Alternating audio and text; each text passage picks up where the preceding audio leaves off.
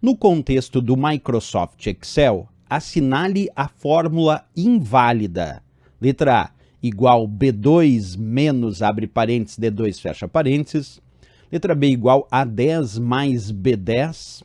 Letra C, igual a 10 asterisco, abre parênteses, B2, fecha parênteses. Letra D, igual SE, abre parênteses, A1, igual 10, ponto e vírgula 5, ponto e vírgula 8, fecha parênteses, fecha parênteses. Letra E, igual a 10 mais soma, abre parênteses, C1, ponto e vírgula C2, fecha parênteses.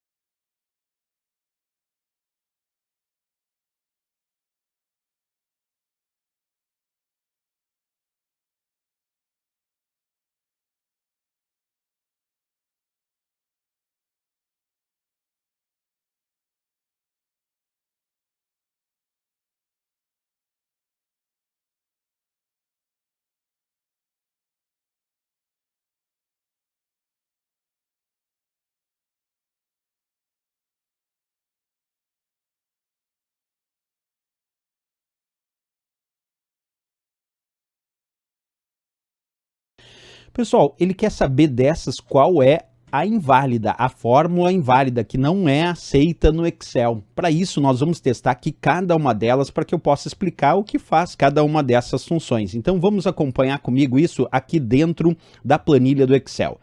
Bem, vamos pegar a primeira opção lá, que diz igual B2 menos, abre parênteses, D2. Então, vamos fazer o seguinte, vamos colocar um valor aqui em B2, vamos colocar o valor 10, vamos colocar aqui em D2 um outro valor, vamos colocar 30. E agora vamos digitar aqui exatamente a fórmula indicada lá, B2 menos, abre parênteses, D2. Então, igual B2 menos, abre parênteses, D2, fecha parênteses. Pessoal, essa fórmula é válida dentro do Excel? Sim, é válida, porque basta fazer as substituições aqui, ó. D2 vale 30, certo? Então esse D2 aqui que está no parênteses vale 30. E aqui nós temos 10, que é o B2.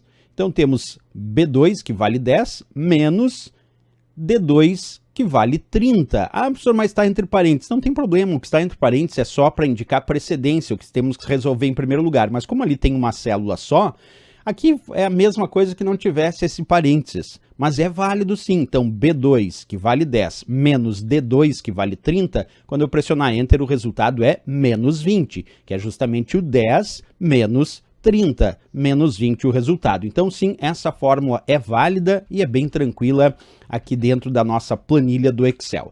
Vamos lá para a nossa segunda alternativa. Ah, então não posso responder porque essa é válida. A segunda diz A10 mais B10. A10 mais B10, bem simplinho, né? Então vamos colocar um valor aqui na célula A10, vamos botar o valor 10, e aqui na célula B10 vamos colocar o valor 50. E aí a fórmula pediu igual a 10 mais B10. Vamos fazer lá, igual a 10 mais B10, que é o valor 10 mais 50, que o resultado dá 60, bem tranquilo, essa obviamente é válida sem maiores problemas. Célula A10, coluna A, linha 10, mais célula B10, coluna B, linha 10, 10 mais 50 deu 60. Também sem problema nenhum essa fórmula. Vamos para a próxima. A próxima diz igual a 10 asterisco B2, asterisco entre parênteses B2. Bem, quando tem uma célula só entre parênteses, pessoal, aí fica tranquilo, isso não faz diferença, é como se não tivesse o parênteses, né? Então, A10 asterisco B2, vamos preencher um valor em A10 e outro em B2, vamos colocar A10 já tem, né? Vamos lá em cima colocar algum valor na célula B2, vamos colocar aqui o valor 5 na célula B2. E aí vamos digitar a fórmula que ele indicou ali, que é justamente A10 asterisco B2 igual a 10 asterisco, que é multiplicação, abre parênteses, B2, fecha parênteses. Como eu disse, o que está entre parênteses tem que ser resolvido em primeiro lugar, então nesse caso B2 vale 5, e aí A10 vale 10. Então ficou 10, que é o A10, multiplicado por B2, que vale 5, e 10 multiplicado por 5, quando eu pressiono Enter, o resultado é 50. Essa fórmula também é válida, acompanha lá, deu o resultado 50, lembrando então que o asterisco é multiplicação, também sem maiores problemas essa questão. Vamos de novo apagar aqui para ir para a próxima opção. Essa aqui é muito interessante, pessoal. Na letra D, eles colocaram igual C, SE, que é uma função de análise lógica dentro do Excel que possui 3 argumentos, onde o primeiro argumento da função C ou SE é um teste lógico que eu tenho que responder se é verdadeiro ou falso.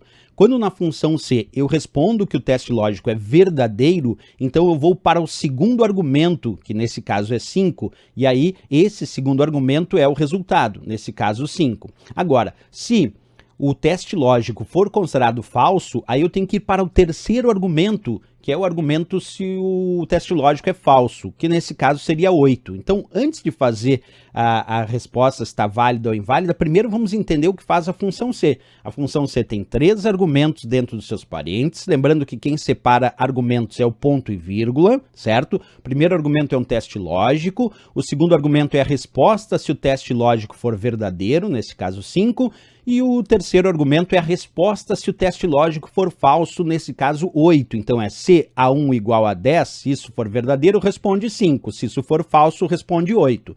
Só que tem um probleminha aqui, pessoal. No Excel, se eu abrir um parênteses, eu fecho um parênteses. Se eu abrir 2 parênteses, eu fecho 2 parênteses.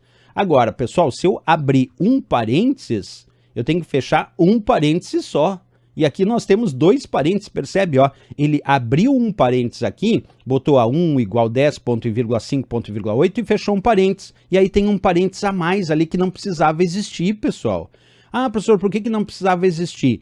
Porque se eu abrir um parênteses só, eu tenho que fechar um parênteses só, não 2. Então ficou aqui, ó, errado. Essa aqui é inválida, a letra D, e eu já vou mostrar ela na prática, mas ela é inválida e por isso a resposta da questão, porque tem um parênteses a mais. O certo seria tirar esse último parênteses, porque se abriu só um, tem que fechar só um. Se tivesse aberto 2 parênteses, fechava 2, mas abriu um parênteses só, então tem que fechar só um e não fechar 2, porque senão fica sobrando parênteses ali. Por isso a letra D é inválida e é o gabarito. Agora vou mostrar isso funcionando. Diz A1 igual 10, ponto e vírgula 5, ponto e vírgula 8. Vamos construir essa fórmula. Vamos botar um valor lá em A1 e vamos fazer igual SE, abre parênteses, A1 igual 10, ponto e vírgula 5, ponto e vírgula 8. E aí, pessoal, eu vou colocar aqui 2 parênteses fechando. Observa, eu botei 2 parênteses fechando como a questão pede, ó. A1 igual 10, ponto e vírgula 5, ponto e vírgula 8, fecha parênteses, né? Então, abri um e fechei 2. Vou dar Enter. Ele diz, o Microsoft Excel localizou um erro na fórmula inserida. Deseja aceitar a correção proposta abaixo e percebe que a correção é justamente tirar um parênteses. Eu vou dizer sim, aí ele tirou um parênteses, observa, agora ficou só um e deu o resultado 8. Por que nesse meu caso deu o resultado 8? Porque ele está lendo aqui, ó, vou ampliar para vocês. O que ele está lendo, professor? Vamos ampliar para vocês enxergarem direitinho. Ele está lendo o seguinte, A1 é igual a 10, A1 vale 70. 70 é igual a 10? Não. Falso. Então, quando diz falso, tem que responder o terceiro argumento, que nesse caso é 8. Então, eu vou dar Enter e a resposta é 8. Agora, aqui, se em A1 eu colocar 10, olha o resultado lá embaixo virou 5. Por que o resultado virou 5 agora? Porque agora ele está lendo A1 é igual a 10? Sim, agora A1 é igual a 10. E quando eu digo verdadeiro, eu respondo que está no segundo argumento, que nesse caso é 5. E aí, do Enter é 5. Então, percebeu? Se o teste lógico for falso, eu respondo o terceiro argumento, que é 8. Se o teste lógico é verdadeiro, eu respondo o segundo argumento, que é 5. Então, nesse caso, o teste lógico é verdadeiro, aí respondeu o segundo argumento, que é 5. Se eu botar ali 20 agora, ó, agora mudou para 8, por quê, professor? Porque agora ele está avaliando, A1 é igual a 10, A1 vale 20, 20 é igual a 10? Não, não é, falso. Se é falso, eu não respondo o segundo argumento, aí eu respondo o terceiro argumento, que é o que contém a resposta se o teste lógico é falso, que nesse caso é 8. Então, pessoal, se eu colocar mais um parênteses ali, percebe que ele me diz que a fórmula é inválida, né? E se eu não corrigir, né? Não quero corrigir. Aí ele diz a fórmula digitada contém um erro. Então, eu tenho que corrigir aqui, tirar esse parênteses adicional para finalmente dar o resultado. Então, aqui, nessa questão, sem dúvida nenhuma, a letra D de Dinamarca é, de fato, uma fórmula inválida para o Excel. Vamos ver a letra E, pessoal. A letra E disse igual a 10 mais soma, abre parênteses, C1, ponto e vírgula C2. Isso é válido. É o valor da célula 10 mais o resultado da função soma, somando o valor de C1 e o valor de C2. Vamos fazer esse teste aí, então, botando o valor em C1 e C2. Vamos fazer lá, colocando o valor em C1 e C2 e em A10 também. Então, deixa eu diminuir aqui um pouquinho o nível do zoom. A gente tem ali A10, eu vou botar o valor 100. Aí tem C1 e C2. C1 vamos colocar o valor 10 e C2 vamos colocar o valor 20. E aí ele quer fazer igual a 10, opa, vamos botar aqui bonitinho, ó, igual a 10, como vocês podem ver ali na fórmula, lá embaixo, mais a soma, abre parênteses, C1, ponto e vírgula C2, mais a soma, abre parênteses, A1, ponto e vírgula, opa, C1, ponto e vírgula C2. Tá aí. Então, será que isso é válido? É válido sim, porque nós vamos pegar A10, que vale 100, mais o resultado da soma de C1 e C2. O ponto e vírgula, quando aparece na função soma, separa os argumentos. Então, é a soma de C1, que vale 10, e C2, que vale 20. A soma de 10 e 20 dá 30. Então, é o resultado de A10, que é 100, mais o resultado dessa soma, que é 30. E 100 mais 30, o resultado final dá 130. Portanto, essa fórmula é válida também. Então, a única inválida de fato aqui foi a nossa letra D de Dinamarca, que então é o gabarito e a resposta desta questão.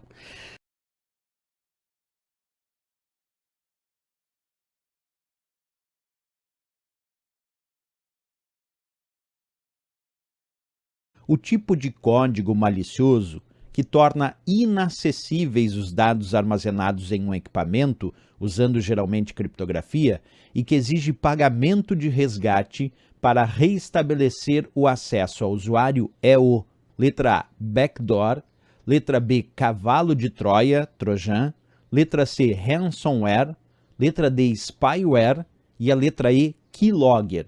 E aí, pessoal, qual dessas respostas é a correta?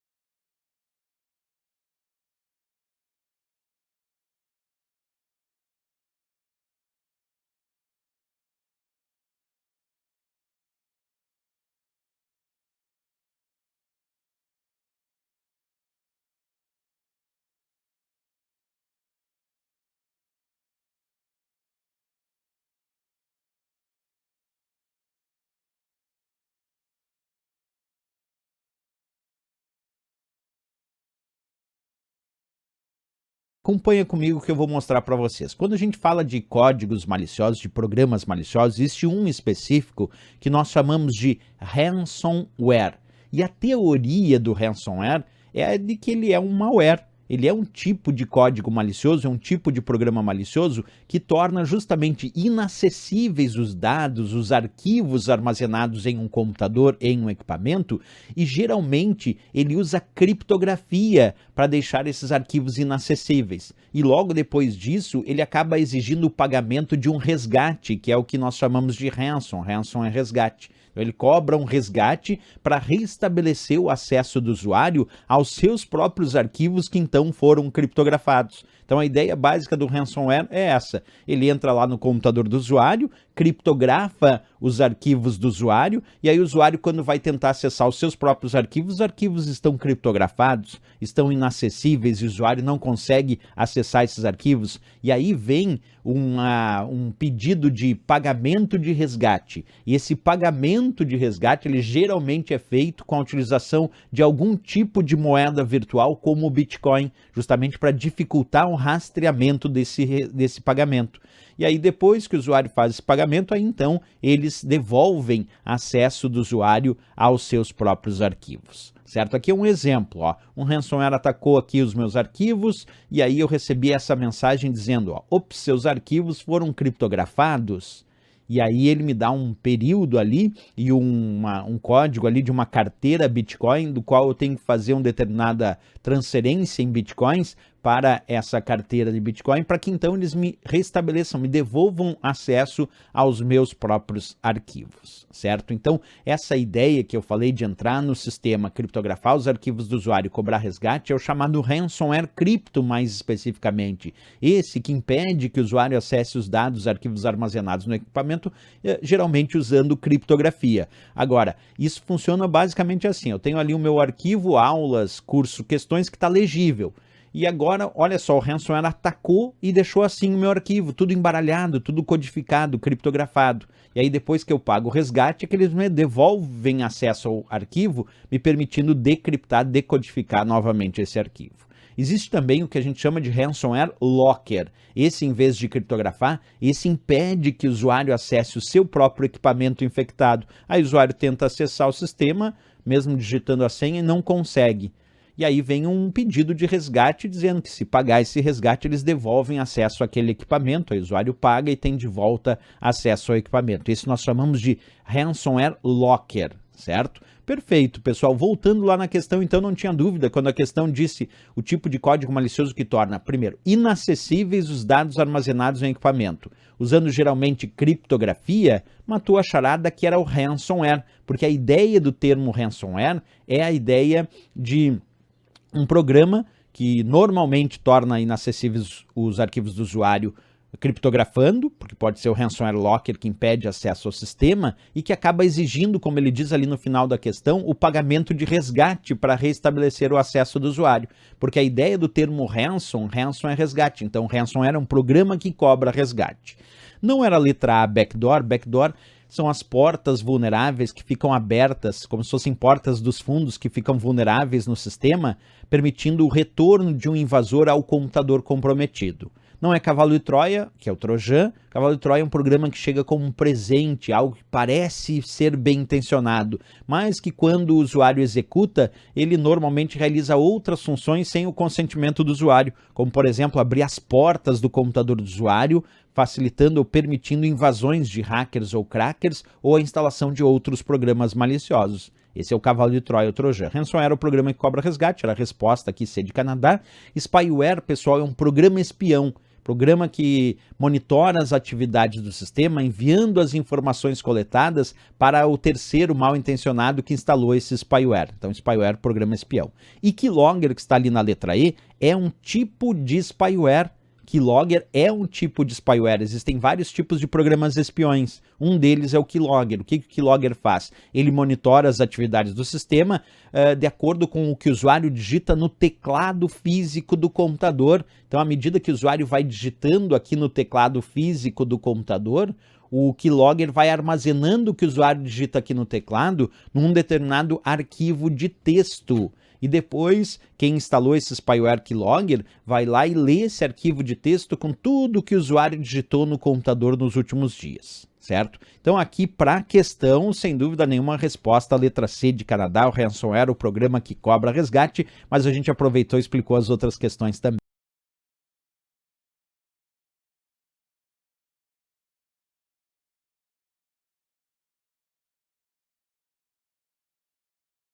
Usualmente, as planilhas eletrônicas endereçam uma célula por meio da linha e da coluna em que a célula aparece, usando números inteiros a partir de 1 e letra de A até Z, considerando um alfabeto com 26 letras.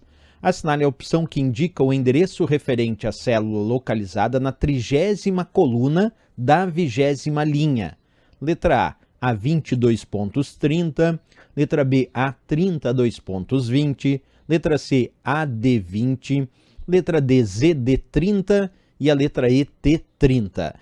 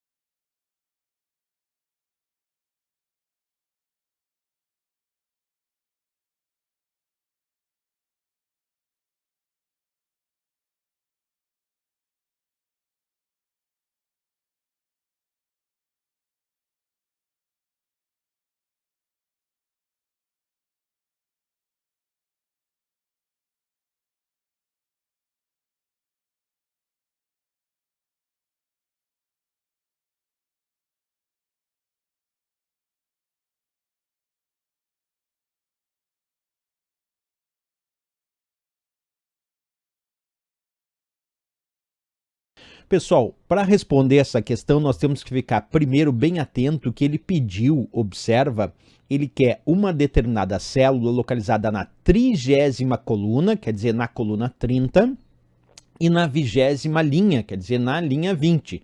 Só que o problema é que as colunas são identificadas por letras. E as linhas são identificadas por número, aí tranquilo. Como é que a gente conseguiria localizar isso dentro da planilha, por exemplo, aqui do Excel? Vou mostrar para vocês. Observa comigo. Aqui no Excel a gente já observa que as colunas são identificadas por letras. A, B, C, D, E, F, G, H, I e assim por diante. E as linhas são identificadas por número. Linha 1, 2, 3, 4, 5, 6 e assim por diante, certo? Como é que eu localizo a 30ª coluna? Eu tenho que imaginar que de A até Z nós temos 26 colunas. Vamos contar direitinho aqui para matar a charada? Observa. 1, 2, 3, 4, 5, 6, 7, 8, 9, 10, 11, 12, 13, 14, 15, 16, 17, 18, 19, 20, 21, 22, 23, 24, 25 e 26. Aí percebe, pessoal, que a coluna 26 é a coluna Z. E aí alguém me perguntaria, professor, mas e depois da coluna Z, o que que vem? Aí ele recomeça colocando A, e aí uma segunda letra, aí vira A, AB, AC, AA, AB, AC, AD, AE e assim por diante. Então quer dizer, se a letra Z aqui é a 26ª coluna, então agora a A é a 27ª, a B a 28ª, a C a 29ª e a D a 30ª, então, coluna. Quer dizer que a 30ª coluna aqui no Excel é identificada por AD. E depois é só dar continuidade, a 31ª AE, a 32ª AF e assim por diante ele vai identificando as letras para as colunas. Então nós sabemos que AD é a 30ª coluna. Agora, qual é a 20ª linha? Bem, aí fica fácil, é 20, porque as linhas são identificadas por número. Então 1, 2, 3, 4, 5, 6, 7, 8, 9, 10, 11, 12, 13, 14, 15, 16, 17, 18, 19, 20. Quer dizer, a nossa 20ª linha é a linha 20, mas na linha fica fácil, porque são números, né?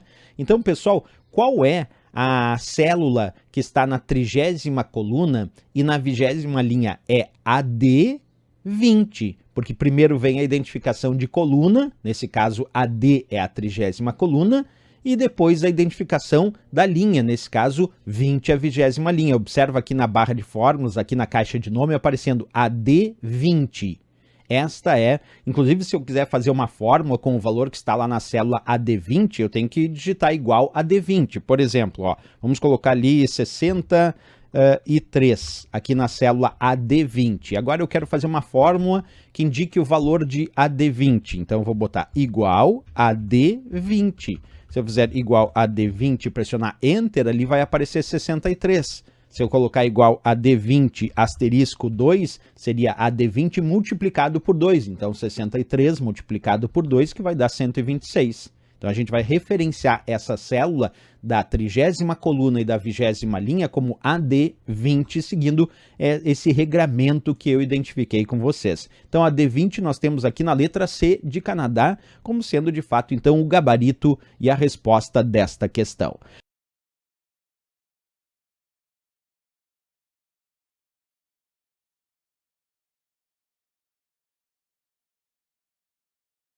No Windows 10, o gerenciador de tarefas permite o monitoramento da utilização de recursos do sistema em termos de utilização e atividade. A lista que contém apenas recursos monitorados por meio da guia Desempenho é, e aí vem ali as alternativas, né? Letra A, arquivos, CPU, energia e firewall. Letra B, arquivos, CPU, energia, memória virtual. Letra C, CPU, disco, Ethernet, memória. Letra D, disco, Ethernet, memória e impressão. E a letra E, disco, firewall, Ethernet e memória.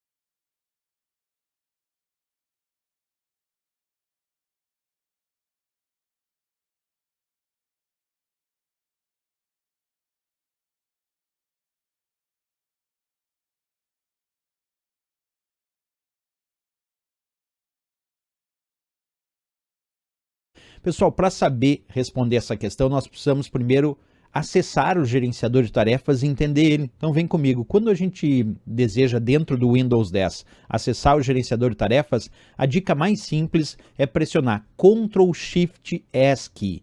Ctrl+Shift+S, que é a tecla de atalho que vai acessar diretamente o gerenciador de tarefas. Observa, vou pressionar Ctrl+Shift+ESC agora e ele acessou aí o gerenciador de tarefas que eu já vou explicar para vocês, certo? Nesse gerenciador de tarefas nós temos várias guias, entre elas temos sim a guia chamada Desempenho, que é o que a questão solicitou. Mas antes de explicar essa guia Desempenho, observa que existe uma outra forma bem comum também de acessar o gerenciador de tarefas que muita gente utiliza, que é pressionar Ctrl+Alt+Del. E aí quando pressionamos Ctrl+Alt+Del aparece uma lista de opções como essa que eu estou mostrando para vocês, com bloquear, trocar usuário, sair e gerenciador de tarefas. Então pressionando Ctrl+Alt+Del não é um acesso direto, mas é possível. Pressiona Ctrl+Alt+Del, na lista de opções que aparece vai ter lá a opção gerenciador de tarefas, certo? Então vamos lá a explicação do que ele faz. Quando a gente acessa a primeira vez o gerenciador de tarefas, vem a lista dos aplicativos que estão em execução. No meu caso aqui ele está dizendo que eu tenho 9 aplicativos em execução nesse momento e também os processos em segundo plano, que nesse caso eu tenho 74. O que são processos em segundo plano? São aqueles que estão em execução, mas que o usuário não percebe visualmente. O usuário percebe visualmente os aplicativos e os processos em segundo plano que são necessários à execução dos sistemas e dos programas, eles ficam sendo executados sem visualmente o usuário perceber, certo? Isso dentro da guia chamada Guia Processos aqui no gerenciador de tarefas. Mas a questão não pede essa guia, a questão pede a chamada Guia Desempenho do gerenciador de tarefas. Então vou clicar aqui na Guia Desempenho e é aqui que nos importa para a questão. O que ele mostra nessa Guia Desempenho? O desempenho do computador em relação ao uso da CPU, que é o processador do computador, CPU é a unidade central de processamento, o desempenho em relação ao uso das memórias do computador, como por exemplo a memória RAM, que é a memória principal do computador, também o desempenho em relação ao uso dos discos, isto é, das unidades de armazenamento de dados que estão disponíveis aqui no computador, também a conexão de rede Ethernet, que é quando temos conexão com fio, e também a conexão de rede sem fio, no caso aqui do padrão Wi-Fi. Então, basicamente, a guia desempenho é para monitorar o desempenho do computador em relação ao uso da CPU, que é o processador, das memórias, das unidades de armazenamento, aqui chamadas de discos, como por exemplo o disco rígido, né? Os padrões de conexão com fio, como o caso do padrão Ethernet, e também o padrão de conexão sem fio, como o padrão Wi-Fi. Isso tudo a gente encontrou ali. Então vem comigo aqui e vamos para a resposta da questão. Ele pede a lista que contém apenas, isto é, apenas recursos monitorados por meio da guia desempenho. Vamos ver, a letra A dizia arquivos, CPU, energia e firewall. Tá errado, né, pessoal? CPU sim, mas arquivos, aí vem isso na guia desempenho, né? Aí vem energia, firewall não. Letra B, arquivos, CPU, energia, memória virtual. Memória sim, e CPU, sim, mas energia e arquivos não. Letra C, CPU, disco, Ethernet e memória. Olha só, CPU sim, que é a unidade central de processamento, né? Disco sim, como por exemplo unidades de disco rígido, outras unidades de armazenamento. Ethernet, que é padrão de conexão com fio sim, e memórias, como por exemplo a memória principal do computador. Então, correto aí a letra C de Canadá, mostrando todos esses itens aqui, sim, são monitorados através da guia desempenho do gerenciador de tarefas. A letra D disse disco, disco sim, Ethernet sim, memória sim, impressão não. Impressão não é monitorado pelo gerenciador de tarefas na guia desempenho. A letra E, disco sim, firewall não. Professor, mas não existe o firewall do Windows? Existe, mas ele não é monitorado pela guia desempenho do gerenciador de tarefas. Ethernet sim, e memória sim, então aqui o erro é firewall na letra E de Equador. Então letra C de Canadá de fato é a resposta e o gabarito desta questão.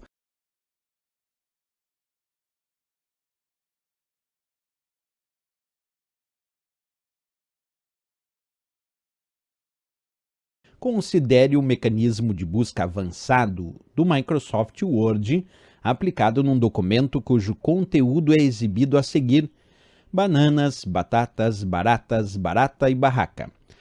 Suponha uma busca cujo texto a localizar é BA, ponto de interrogação, AT asterisco, e apenas a opção usar caracteres coringa tenha sido assinalada. A lista de palavras localizadas seria, letra A, batatas, baratas, barata. Letra B, baratas, barata. Letra C, barata. Letra D, baratas. Letra E, vazia, pois nenhuma palavra teria sido localizada. E aí, pessoal, qual dessas é a resposta correta?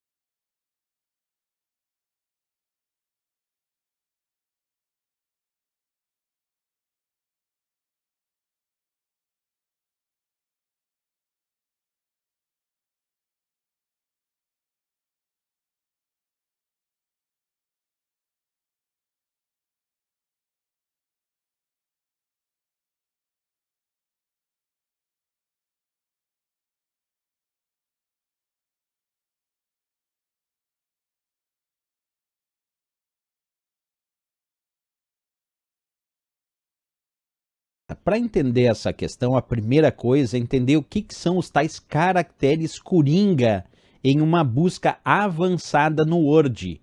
Quando a opção caractere coringa está ativada para a busca avançada no Word, ele considera dois caracteres como sendo coringa. O ponto de interrogação, que funciona como um substituto para um único caractere, e o asterisco, que funciona como substituto para nenhum, um ou vários caracteres. Eu vou repetir a informação porque isso é muito importante para a gente ver a questão daqui um pouquinho. Olha só, quando a gente tem a busca avançada no Word, está ativada a opção caractere coringa, ele passa a considerar ponto de interrogação caractere coringa e passa a considerar asterisco caractere coringa. O ponto de interrogação é substituto para um único caractere. Isso quer dizer que nessa busca ele pode encontrar palavras que começam com BA, como está aqui, e que depois de BA, por ter um ponto de interrogação, significa que pode ter qualquer caractere. Porque o ponto de interrogação na busca significa caractere coringa. Então, tá dizendo assim, ó, tem que começar com BA. Mas depois pode ter qualquer caractere. Agora só pode ter um único caractere depois do BA aí. Porque o ponto de interrogação é substituto, caractere coringa, substituto para um único caractere, certo?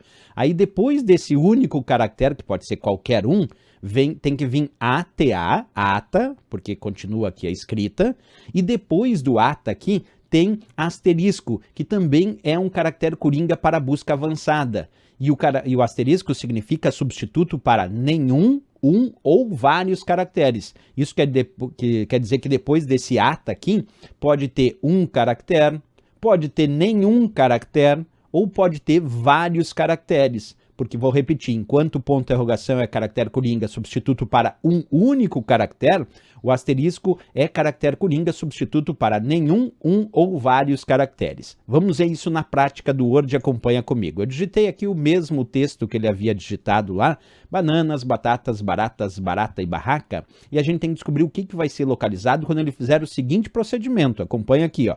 Nós vamos clicar na guia página inicial do Word, vamos clicar aqui na opção localizar, tem essa setinha aqui, pessoal. Quando a gente clica nessa setinha aqui do localizar do Word, tem a localização avançada. E é o que ele pede na questão, ele pede a busca avançada. Então vamos clicar aqui em localização avançada. Abre-se então essa caixa de diálogo que eu estou mostrando para vocês aqui, que é a caixa de diálogo localizar e substituir, essa aqui, certo? Vou deixar aqui para vocês enxergarem ela. E aqui no localizar eu vou escrever o que ele indicou para escrever lá, que era BA, ponto de interrogação, vamos botar aqui, ata, e aí asterisco. Só que não só isso, o que ele fez também, pessoal? Além de escrever BA, ponto de interrogação, ATA, asterisco na busca, percebe que ele pediu para ativar a opção caractere coringa. Isso a gente faz clicando aqui no botão mais, cliquei no botão mais, e aí nós vamos usar a opção que diz, ó, usar caracteres coringa. Usar caracteres coringa, nós marcamos essa opção, certo? Depois de marcar essa opção, percebe que aqui na busca ficou assim, ó, localizar BA, ponto de interrogação, ATA asterisco, opções caractere coringa, exatamente o que ele pediu. Assim a gente está dizendo para o Word que o ponto de interrogação é um caractere coringa para busca e que o asterisco também é um caractere coringa para busca. Bem, e aí o que ele vai localizar? Vamos pensar, será que ele consegue localizar bananas? Vamos ver lá. Tem BA no começo, tá perfeito. Depois de BA tem qualquer caractere? Sim, tem N, N é qualquer caractere. Depois tem ATA, depois aí desse caractere coringa, que nesse caso é o N aqui, ó. Tem ATA? Não. Aí depois tem ANA e não ATA. Então já não vale bananas aqui, em função depois do ponto de interrogação, não está escrito ATA, está escrito ANA. Então não serve. Serve para ter o N ali, não tem problema aquele N, aquele primeiro N. O problema é o segundo ali, porque ali depois tinha que ser ATA. Tá errado aqui, então bananas. Agora vamos ver batatas. BA, começa com BA, perfeito. Depois de BA tem qualquer tipo de caractere? Sim, tem o T. Depois desse qualquer tipo de caractere tem ATA escrito? Tem ATA escrito, ó, depois do T aqui tem ATA escrito. E depois tem nenhum, um ou vários caracteres? Sim, tem um, que é o S. Então esse batatas aqui ele vai achar. Batatas ele vai achar. Vamos ver baratas se ele vai achar. Começa com BA? Começa com BA. Depois de BA tem qualquer tipo de caractere? Sim. Tem R, serve qualquer tipo de caractere. Depois do R aqui tem ATA? Tem ATA. E depois do ATA tem nenhum, um ou vários caracteres? Sim, tem o S aqui, tá valendo baratas também. Vamos para o próximo, será que ele acha esse barata aqui? Começa com BA? Começa com BA. Depois de BA tem qualquer caractere? Sim, tem R. Depois desse qualquer caractere tem ATA? Tem ATA. E aí depois do ATA tem nenhum, um ou vários? Ó, não tem nenhum caractere, serve, porque o asterisco indica que pode ter nenhum, um ou vários, então barata serve também. Vamos para o último aqui, que é barraca. BA, começa com BA? Começa com BA. Depois de BA tem um caractere qualquer? Tem o R ali. Depois desse um único caractere tem ATA? Não, aí tem R de novo, AC. Então já está errado, porque precisava ter ATA depois do único caractere ali, que era o R. Então ele só achou 3 aqui, batatas, baratas e barata. Vamos testar se isso é fato, ó. Então agora eu vou clicar aqui onde diz realce de leitura e vou pedir para realçar tudo que ele vai localizar. E olha ali, localizou só 3, batatas, baratas e barata. Localizou só 3 palavras. Então vamos lá responder na questão, que é justamente o que ele localizou foi batatas, baratas e barata. Batatas, baratas e barata, que foi essa as opções. Aqui na letra B botava baratas e barata, mas daí faltou batatas. A letra C botou só barata, não, era batatas, baratas e barata. E a letra D botou baratas, não, era batatas, baratas e barata. E a letra E disse vazio, pois nenhuma palavra teria sido localizada, o que está errado também, porque sim, ele localizou 3 palavras, como a gente viu ali no passo a passo. Então, resposta, sem dúvida nenhuma, aqui a nossa letra A de América para essa questão.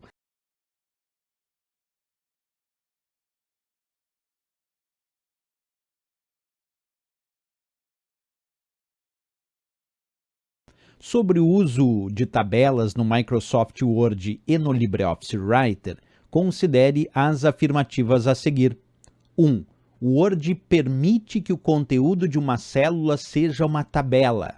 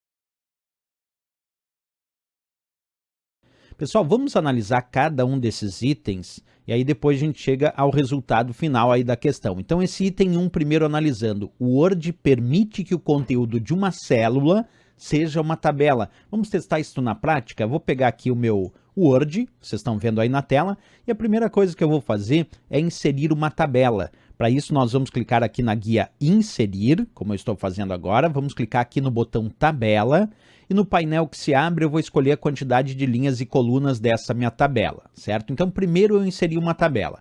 Aí a gente percebe que dentro de uma tabela existem as chamadas células. Nessas células eu posso digitar valores numéricos, valores textuais, bem, a gente pode digitar o conteúdo que desejar. Agora a pergunta é, será que eu posso aí dentro de uma célula inserir uma outra tabela? Será que dá para inserir uma tabela dentro de uma célula, de uma tabela que já existe? Pode sim, acompanha. Agora que eu estou aqui nessa terceira célula de cima para baixo aqui, eu vou clicar na guia Inserir de novo, tabela, e vou escolher a quantidade de linhas e colunas. E olha ali, acabei de criar uma outra tabela dentro da célula de uma tabela que já existia. Portanto, pessoal, voltando lá na questão, quando a questão diz assim, o Word permite que o conteúdo de uma célula seja uma tabela? Sim, o conteúdo de uma célula de uma tabela que já existe pode ser outra tabela também, sem problema algum. Pode ser imagem, tabela, gráficos, desenhos, textos, números, o conteúdo que o usuário desejar, desde que o Word aceite esse conteúdo. Então o item 1 está correto. Vamos para o item 2. Writer permite que o conteúdo de uma célula seja uma tabela? Agora ele está perguntando sobre o Writer, o famoso LibreOffice Writer, que é um editor de textos bem parecido com o Word. Então vamos ver se o Writer permite que o conteúdo de uma célula seja uma tabela. Vamos fazer isso agora no LibreOffice Writer. Acompanha comigo, ele está aberto aí. Aqui na barra de ferramentas, nós temos o botão Inserir Tabela. Eu vou clicar nesse botão, vou escolher a quantidade de linhas e colunas e acabei de inserir uma tabela aqui no LibreOffice Writer. Como eu disse no Word, aqui no Writer também vale a premissa que eu posso colocar texto, posso colocar números, gráficos, imagens, entre outros recursos. Então vou clicar aqui numa célula dessa tabela e novamente vou clicar no botão Inserir Tabela e escolher uma quantidade de linhas e colunas. E percebe que sim, dentro de uma célula de uma tabela aqui do LibreOffice Writer, eu também consigo colocar uma tabela. Então voltando lá de novo para a nossa questão, o item 2 dizia o Writer permite que o conteúdo de uma célula seja uma tabela, também está correto, assim como no Word também. O item 2 correto também. Vamos para o item 3, que também é do Writer. O Writer permite inserir numa célula uma fórmula matemática que efetue cálculos a partir dos valores contidos em outras células. Então ele está perguntando se dentro das tabelas do Writer aí nós podemos inserir fórmulas e funções para fazer cálculos. Vamos fazer o teste? Então vamos comigo aqui. Estou dentro do meu LibreOffice Writer. Vamos fazer o seguinte aqui, ó. Eu vou digitar alguns valores aqui, 12, 10, 23, 67 e 89. E eu gostaria de fazer agora uma fórmula aqui dentro de uma tabela de uma célula de uma tabela do LibreOffice Writer, eu quero inserir uma fórmula. Para isso, pessoal, dentro do menu tabela, observa, acabei de clicar aqui no menu tabela do LibreOffice Writer, nós temos a opção fórmula, ou posso usar também a tecla de atalho F2. Quando a gente clica na opção fórmula aqui, vai aparecer uma barra de fórmulas e aqui tem um botão chamado funções, que a gente pode escolher várias funções, entre elas, por exemplo, a função soma. E aí eu vou escolher soma, e aí escolho as células que eu desejo somar, ele insere como a função sum, que é o nome da função soma em inglês, e aí eu clico nesse íconezinho verdinho aqui, que é um sinal de visto, que é para aplicar essa fórmula. Quando eu clico em aplicar, percebe, ele me mostra o resultado 201, que é justamente o resultado da fórmula somando os valores desta tabela. Portanto, aqui voltando de novo na nossa questão, quando ele diz Writer permite inserir numa célula uma fórmula matemática, sim, nós usamos ali a função soma com a função sum em inglês, e ainda diz que efetue cálculos a partir dos valores contidos em outras células. Foi o que a gente fez o cálculo da soma dos valores contidos nas outras células, portanto o item 3 também está correto. Vamos ao item 4, também do Writer. O Writer permite a inclusão de uma imagem numa célula? Então vamos lá, estou dentro do Writer aqui e vou clicar numa célula qualquer, e aí nós vamos clicar aqui no menu Inserir, aqui no menu Inserir tem a opção Figura, que serve para inserir imagens, e aí eu vou escolher uma imagem qualquer que eu tenho aqui no meu computador, e percebe que eu acabei de inserir uma imagem dentro da célula de uma tabela do LibreOffice Writer. Portanto, aqui também está correto o item 4, o Writer permite sim a inclusão de uma imagem numa célula. É bom se dizer aqui, pessoal, que tanto o Writer quanto o Word permitem inserir fórmulas matemáticas dentro de células da tabela. E tanto o Writer quanto o Word também permitem a inclusão de imagens numa célula. Portanto, todos esses itens 1, 2, 3 e 4 estavam corretos. E por isso a letra E4 ele permite, né? O número de afirmativas corretas é 4, como a gente viu aí, resposta a letra E de Equador, sem dúvida nenhuma para esta questão.